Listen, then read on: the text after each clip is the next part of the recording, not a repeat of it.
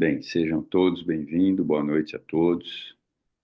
Vamos agradecer a Deus, a Jesus, ao Frei Fabiano e a todos esses irmãos que nos cercam por mais esta oportunidade de estarmos aqui mais uma vez. Pai nosso que estais nos céus, santificado seja o vosso nome. Venha a nós o teu reino, seja feita a tua vontade, assim na terra como no céu. O nosso de cada dia nos dai hoje. Perdoa as nossas dívidas, assim como perdoamos aos nossos devedores. E não nos deixes cair em tentação, livra-nos de todo mal, que assim seja. Graças a Deus. Bom, vamos ver o Evangelho segundo o Espiritismo, capítulo 9. Bem-aventurados aqueles que são mansos e pacíficos, injúrias e violência. Bem-aventurados aqueles que são mansos, porque possuirão a terra. Bem-aventurados os pacíficos, porque serão chamados filhos de Deus. Aprendestes o que foi dito aos antigos: não matarás, todo aquele que matar merecerá ser condenado pelo julgamento. Porém, eu vos digo que aquele que se encolerizar contra seu irmão merecerá ser condenado pelo julgamento, que aquele que disser a seu irmão raca merecerá ser condenado pelo conselho, e aquele que lhe disser és louco merecerá ser condenado ao fogo do inferno.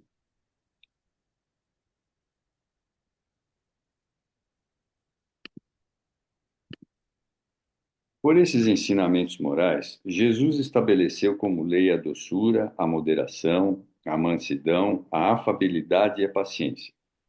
Condena, por conseguinte, a violência, a cólera e até mesmo qualquer expressão descontez para o seu semelhante. Raca era entre os hebreus um termo de desprezo que significava homem de má conduta e era pronunciado cuspindo-se e virando-se o rosto. Ele ainda vai mais longe, visto que ameaça lançar ao fogo do inferno aquele que disser ao seu irmão és louco. É evidente que, nesta como em outras, qualquer situação, a intenção agrava ou atenua a falta. Mas por que uma simples palavra pode ser tão grave e suficiente para merecer uma reprovação tão severa? É que toda palavra que ofenda é a expressão de um sentimento contrário à lei do amor e de caridade, que deve estabelecer as relações entre os homens e manter entre eles a concórdia, a união, que é um insulto à benevolência recíproca e à fraternidade, que alimenta o ódio e o rancor. Enfim, que depois da humildade perante Deus, a caridade para com o próximo é a primeira lei de todo cristão. Mas como entender o significado dessas palavras? Bem-aventurados aqueles que são mansos, porque possuirão a terra. Se Jesus havia recomendado renunciar aos bens deste mundo e prometia os do céu. O homem, enquanto aguarda os bens do céu, tem necessidade dos da terra para viver. O que Jesus recomenda é que não se dê aos bens da terra mais importância do que aos do céu. Por estas palavras, Jesus quis dizer que, até agora, os bens da terra foram um privilégio exclusivo dos quais os violentos se apossaram em prejuízo daqueles que são mansos e pacíficos, que, frequentemente, estes não têm o necessário enquanto os outros têm em excesso. Bom, eu não vou ler inteiro, né? Mas isso aqui é o início das bem-aventuranças, né? Alguém quer colocar alguma coisa? Fique à vontade. Bom, nós continuamos, acho que é o capítulo 10. Ó. E eu queria só colocar uma coisa, porque há 15 dias atrás teve o Carnaval. Isso, capítulo 10. Antes de começar a leitura aqui, a gente fazer as explicações, porque como muita gente estava ausente, aconteceu um fato aqui que é bom vocês saberem, porque talvez a maioria não saiba, né? eles estão na situação lá da casa transitória, né? E acontece que, de repente, começou a vir relâmpagos, vários relâmpagos, fogo, né? E aí entrou em alerta vermelho, vamos dizer assim, a casa transitória, né? Isso significava que,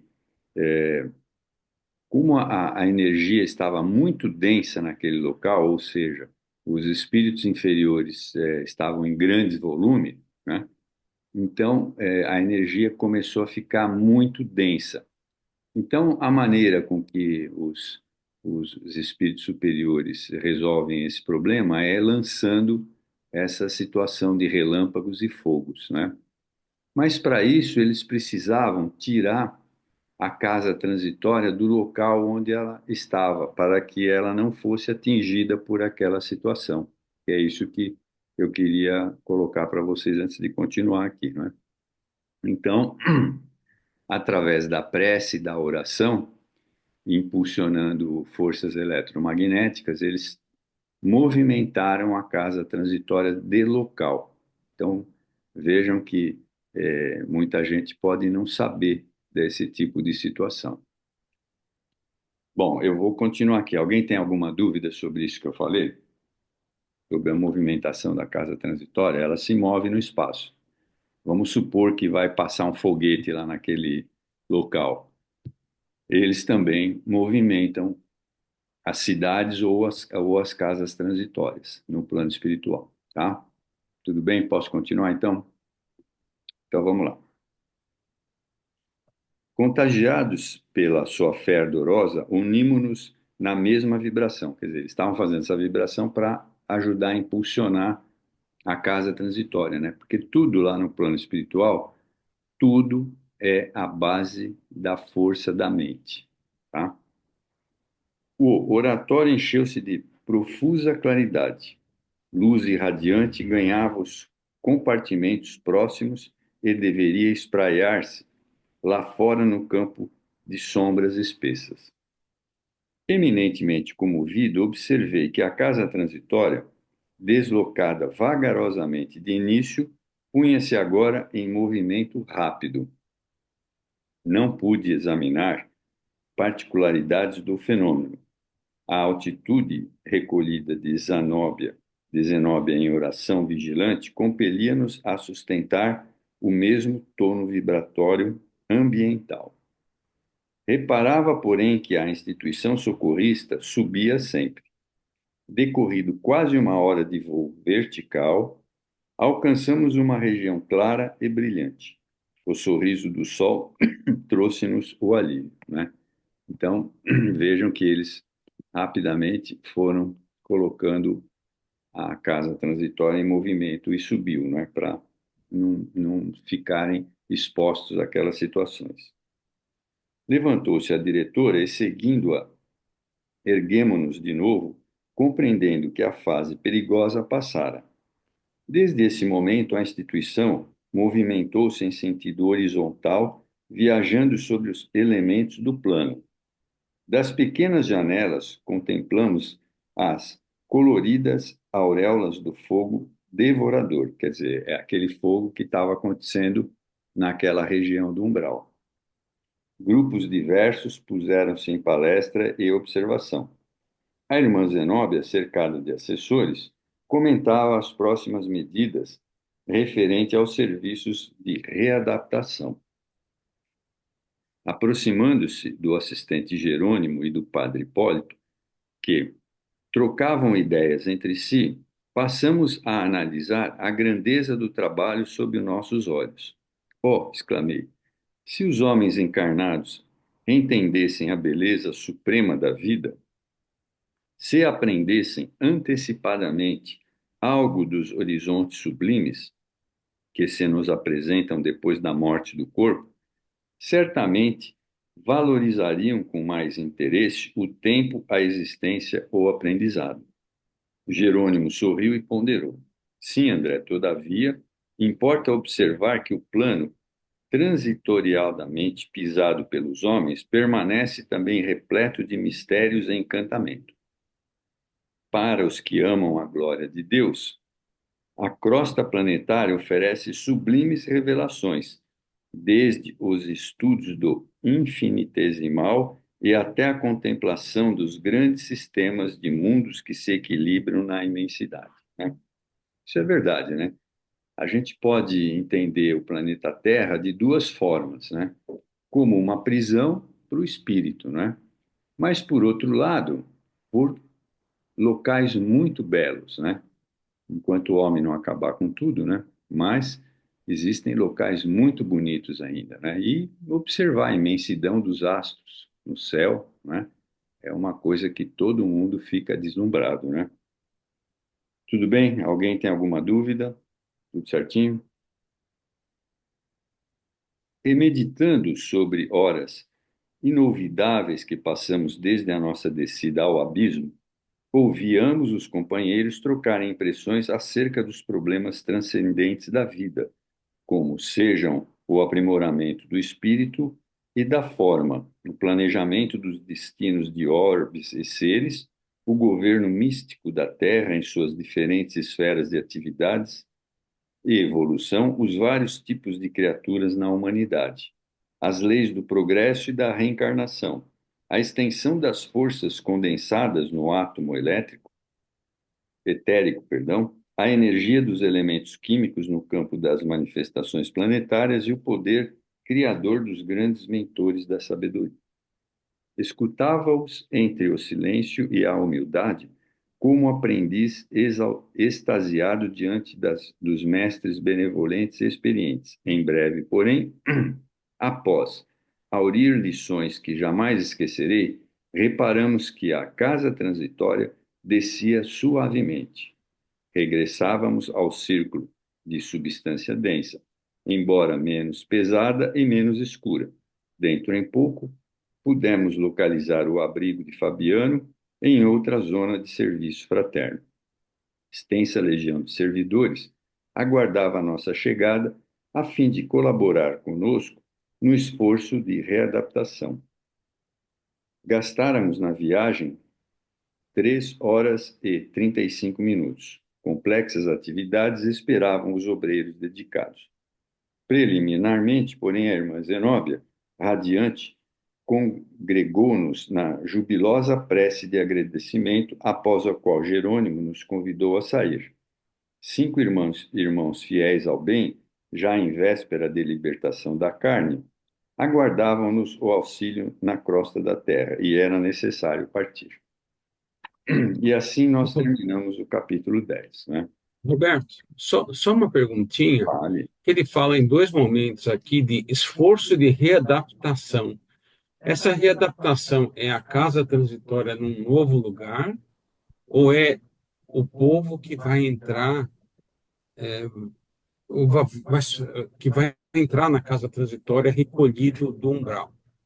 Não, na realidade, ela volta para o mesmo local onde ela estava, né?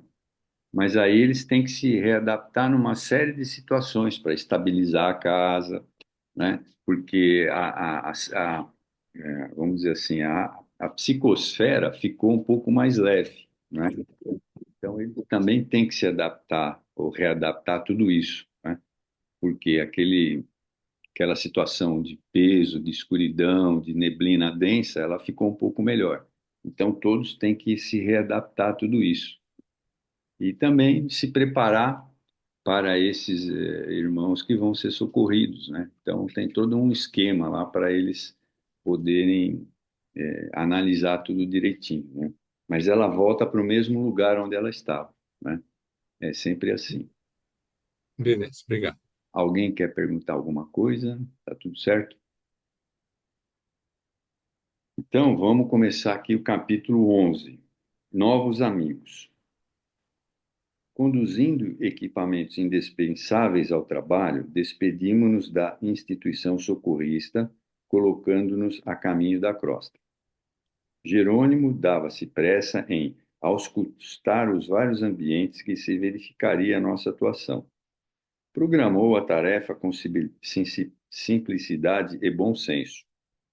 Não nos distrairíamos com qualquer investigações, além da missão previamente esboçada e íamos em ligação incessante com a casa transitória, para maior eficiência no dever a cumprir. Naturalmente, explicou, seremos forçados a diversas atividades de assistência aos amigos prestes a se desfazerem dos elos corporais no plano grosseiro. E a fundação de Fabiano será o nosso ponto principal de referência no trabalho.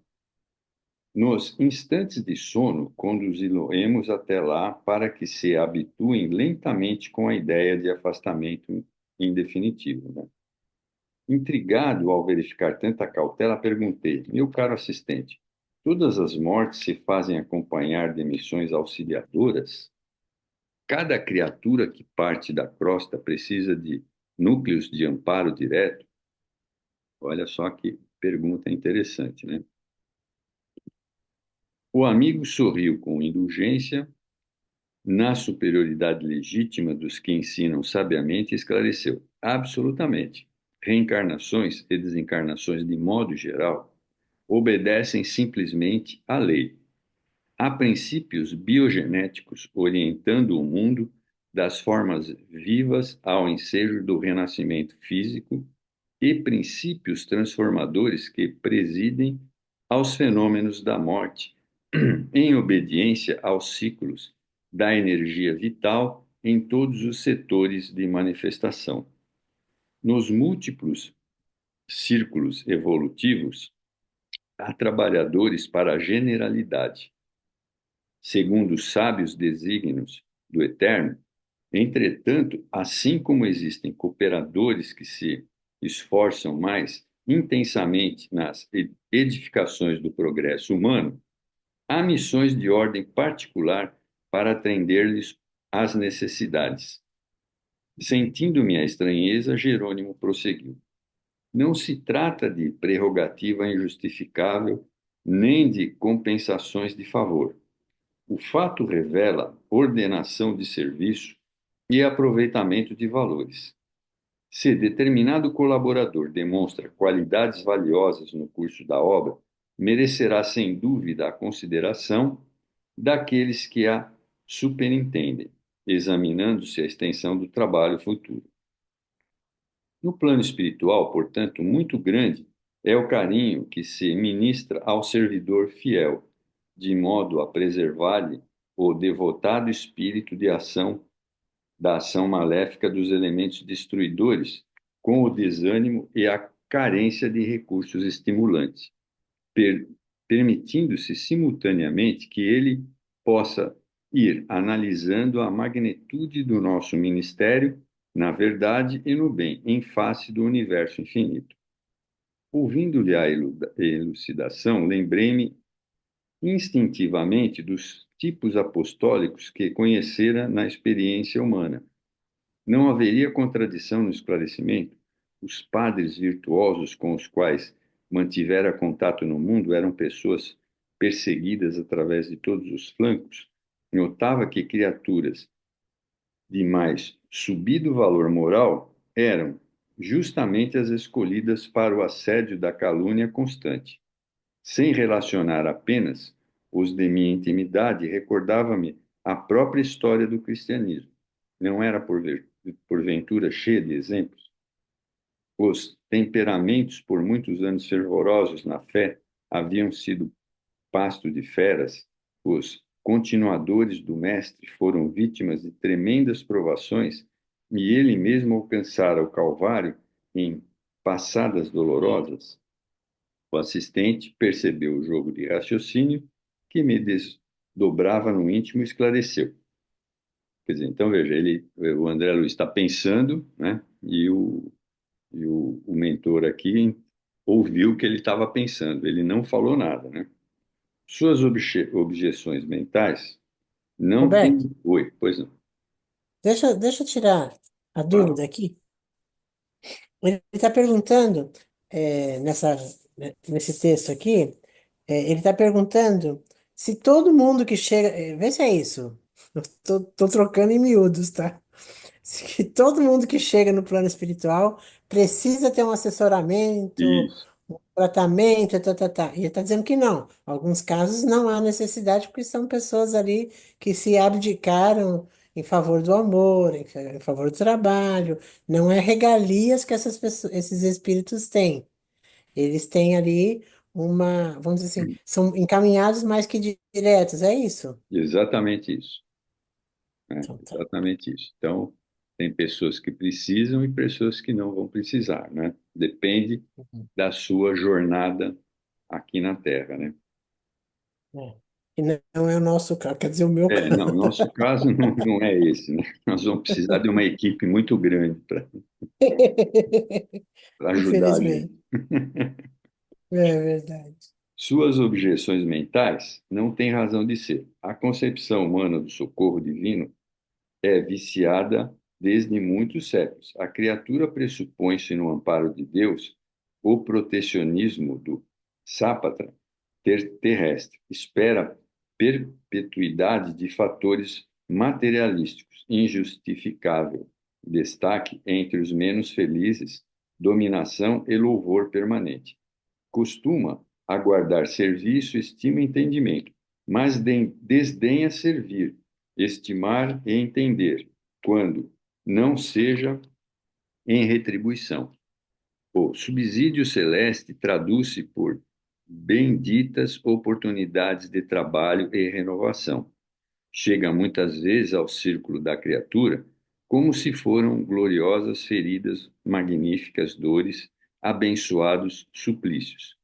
Enquanto predominem na crosta planetária os impulsos de animalidade primitiva, os agraciados pela bênção divina serão, em sua maior parte, representantes do poder espiritual, os quais, de maneira alguma, ficarão isentos de testemunhos difíceis nas demonstrações imprescindíveis. Não que o Senhor intente transformar discípulos em cobaias, mas pela imposição natural da obra educativa, em que a lição do aluno atento e fiel deve interessar a classe inteira. O que quase sempre parece sofrimento e tentação constitui bem-aventurança, transformando situações para o bem e para a felicidade eterna, né?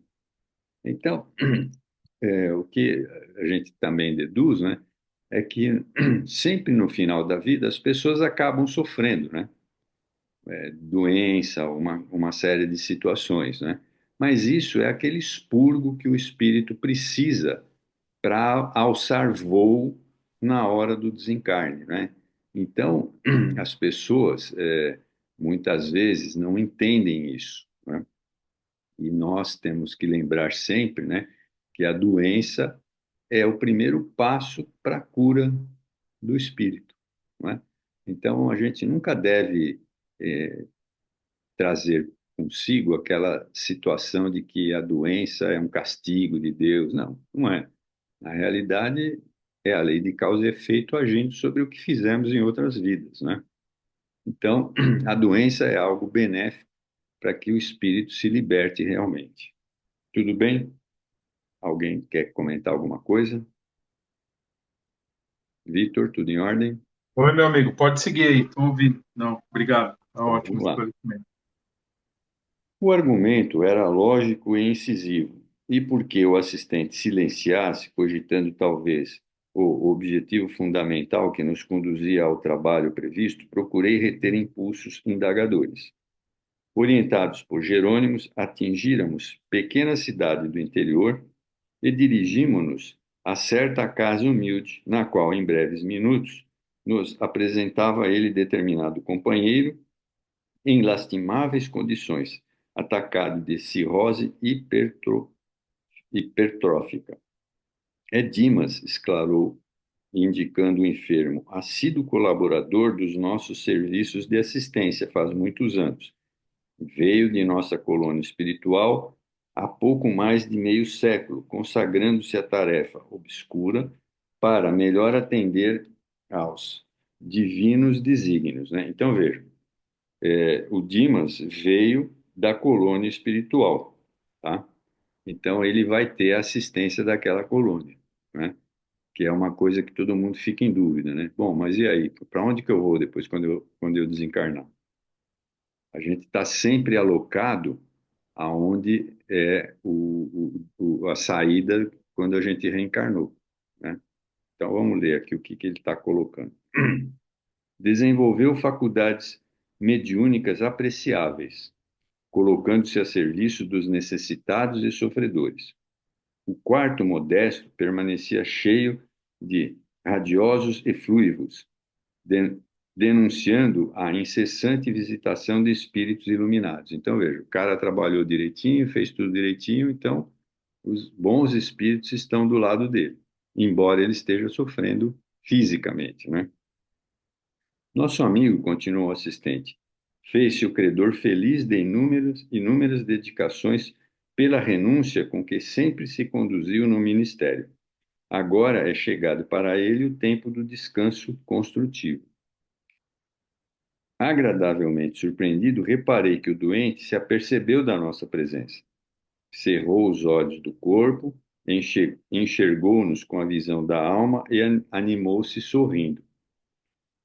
O enfraquecimento físico atingira-se o ápice, e Dimas conseguia deixar o aparelho corporal de certo modo com extraordinária facilidade.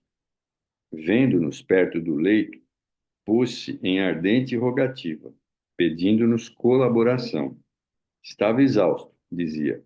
No entanto, mantinha-se calmo e confiado. Aconselhado por Jerônimo, acerquei-me do enfermo, aplicando-lhe passes magnéticos de alívio sobre o tecido conjuntivo vascular.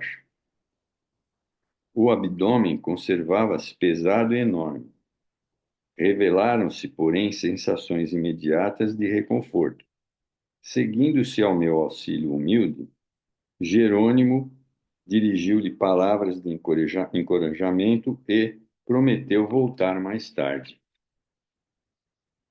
Dimas, enlevado, endereçava ao céu comovente agradecimento.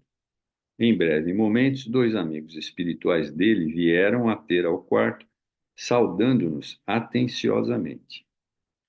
Nosso dirigente convidou-nos à retirada, explicando-nos depois que nos havíamos afastado.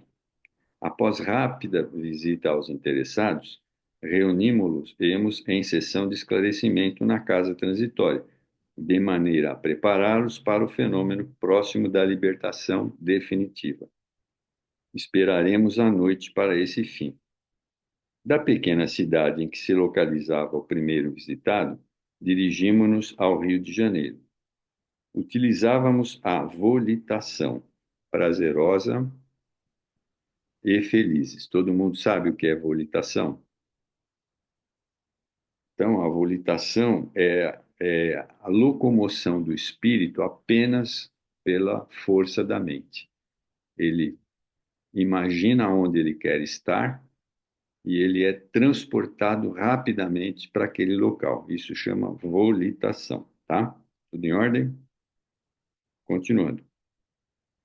Muito difícil descrever a sensação de leveza e alegria inerente a semelhante estado, após a permanência na escura região de que procedíamos. Fala-se muitas vezes entre os encarnados na possibilidade da criação do aparelho de voo individual. Todavia, ainda que se efetive a nova conquista, o peso do corpo físico, os cuidados exigidos pela máquina de propulsão e os riscos de viagem não podem de modo algum substituir a segurança e a tranquilidade que nos enchem de tamanho bem-estar, né, da volitação. Após a excursão normal entre a casa transitória de Fabiano e a crosta terrestre, dentro de harmoniosas condições, conservávamos descansados e bem dispostos, operando muito facilmente a volitação, não obstante a densidade atmosférica, né? A densidade aqui no plano terrestre, para eles é mais complicada, né? Quero ver eu quando chegar a minha vez, que eu tenho medo de altura. Mas tudo bem, vamos ver. Talvez eu vá de olhos vendados. Continuando. Poucas vezes se me apresentara tão belo espetáculo da paisagem terrena. Serras e vales, rios e arroios, marcando cidades e vilarejos sob o espelho rutilante do sol. Falavam-me ao coração da misericórdia do Altíssimo congregando as criaturas em ninhos floridos de trabalho pacífico. Pensamentos de louvor ao Eterno Pai facilitavam meu espírito. O casario compacto do rio achava-se agora à nossa vista. Não demorou muito tempo e penetramos singular residência em bairro menos populoso e deparamos-nos com enternecida paisagem doméstica. Cavalheiro na idade madura, deitado em pequeno divã, apresentando terríveis sinais de tuberculose adiantada.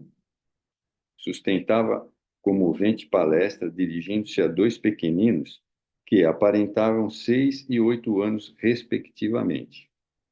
Formosa expressão de luz aureolada à mente do enfermo, que pousava nas crianças o olhar muito lúcido, falando-lhes paternalmente. O próprio Jerônimo parou ao ouvi-lo junto de nós, agradavelmente surpreendido. Papai, mas o senhor acredita que ninguém morre? Indagou o filhinho mais velho. Sim, Carlinhos. Ninguém desaparece para sempre. E é por isso que desejo aconselhá-los como pai que sou.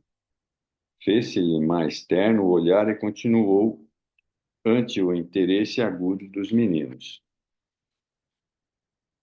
Creio que não me demorarei a partir. Para onde, papai? Atalhou o menor.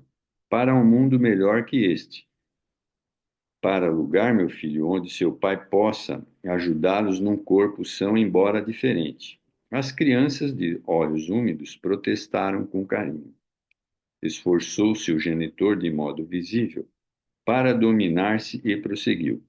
Não devem manifestar semelhantes receios. Já organizei todos os negócios e a sua mãe trabalhará, substituindo-me até que vocês cresçam e se façam homens. Se eu pudesse, ficaria em casa, mas como se arranjariam comigo, assim imprestável como estou? Por essa razão, Deus me concederá outro corpo e eu estarei com vocês sem que me vejam. Sorriu conformado e ajuntou. Possivelmente seremos até mais felizes. Há muitos dias pretendo falar-lhes como agora, para que fiquem certos de meu amor constante. Logo após o meu afastamento, sei de antemão que muita gente procurará desanimá-los. Dir-se-á que me afastei para nunca mais voltar, que a sepultura me aniquilou. Previno a vocês de que isso não é verdade. Viveremos sempre e amar-nos-emos uns aos outros cada vez mais.